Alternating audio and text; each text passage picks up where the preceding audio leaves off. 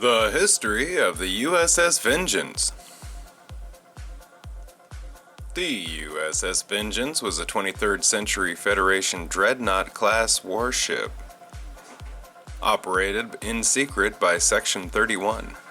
Unlike other ships operated by Starfleet or the Federation, the vessel was created specifically for combat and was completely unmarked with no registry numbers or nomenclature visible on the hull. The ship was launched in 2259 from the Io facility, a space dock in orbit of the Jovian moon Io.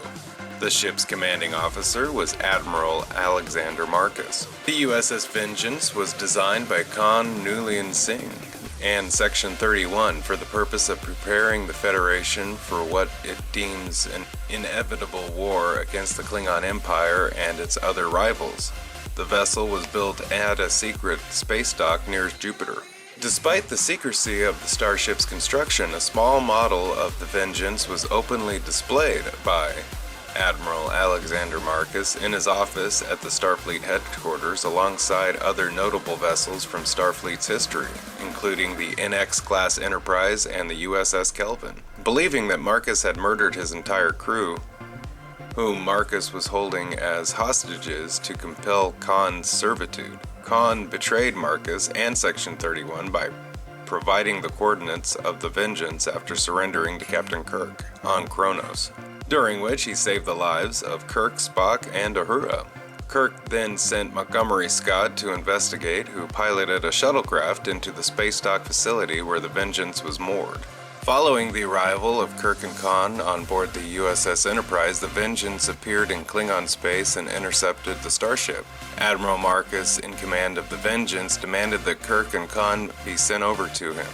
Instead, Kirk ordered the Enterprise to warp to Earth so that Khan could stand trial as a war criminal and expose his secret alliance with the Admiral. Utilizing its advanced propulsion capabilities, the Vengeance caught up to the Enterprise while at warp and fired upon it, crippling it near Luna.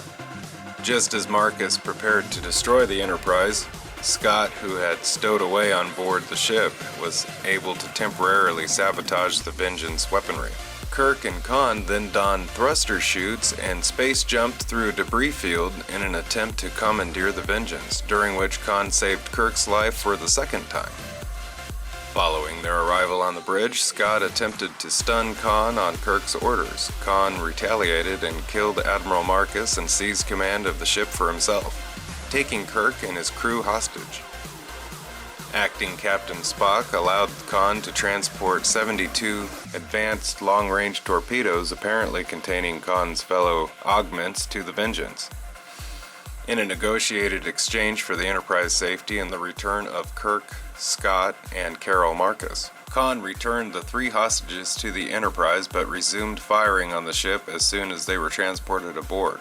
Having anticipated Khan's betrayal, Spock ordered Dr. Leonard McCoy to remove the cryotubes from the torpedoes and trigger the torpedoes within the Vengeance's cargo bay. The Vengeance was crippled and Khan was further enraged, believing his crew had been killed in the detonation. As the heavily damaged Enterprise was pulled into Earth's gravity, a vengeful Khan piloted his ship into the atmosphere, setting a course for San Francisco and Starfleet headquarters. Narrowly missing the Enterprise, the Vengeance crashed on the surface, obliterating landmarks such as the Alcatraz Penitentiary. Continuing on into San Francisco Bay, the Vengeance briefly regained altitude, then smashed into Fisherman's Wharf and Telegraph Hill. The impact of the ship into the city broke the primary hull and the secondary hull, and the momentum carried wrecked the primary hull to a point short of the Transamerica Pyramid. Through a hull breach in the main bridge, Khan leaped from the Vengeance and led a pursuit through the streets of San Francisco, where he was ultimately apprehended by Spock and Uhura. Nearly a year later, Starfleet had a memorial service for the lives lost due to Khan's violent attacks, including those killed